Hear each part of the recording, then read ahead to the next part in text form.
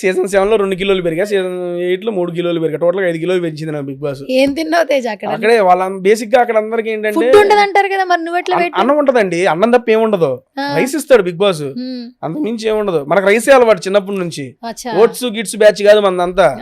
వచ్చిందల్లా 3 పూటలు కాదు 4 పూటలు అన్నం తినమన్నా తింటా. పొద్దున్న లేచి పులిహార, బిగ్ బాస్ లో నేను చేసింది అది, పులిహార తింటా, మధ్యాహ్నం కర్రీ, మళ్ళీ సాయంత్రం కూడా రైస్, రాత్రికి 4 పూటలు తినేవాడిని రైస్. అక్కడ ఖాళీగా ఉంటే నాకు బోర్ కొట్టింది, బోర్ కొడితే ఆకలేసి తినేస్తా. ఆకలిస్తే తినేస్తావా? అలా పెరిగిపోయిందా? అలా పెరిగిపోయింది. నేను అక్కడ ప్రెజర్ తీసుకోలేదు కదా, వీళ్ళందరూ ప్రెజర్, మెంటల్ టెన్షన్ అది ఇది తీసుకుని నాకు ఆ ప్రెజర్ మీద తిందో, ఎందుకంటే వాళ్ళ గేమ్ గురించి ఆలోచించేసి అది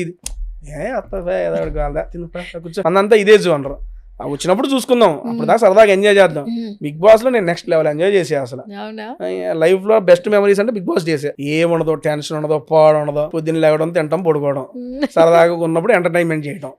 మనం ఎంటర్టైన్ అయ్యామా, జనాలను ఎంటర్టైన్ చేసామా, అదే టార్గెట్ నాకు బిగ్ బాస్ లో, ఇంకా అంతకు మించి ఏమి లేదు.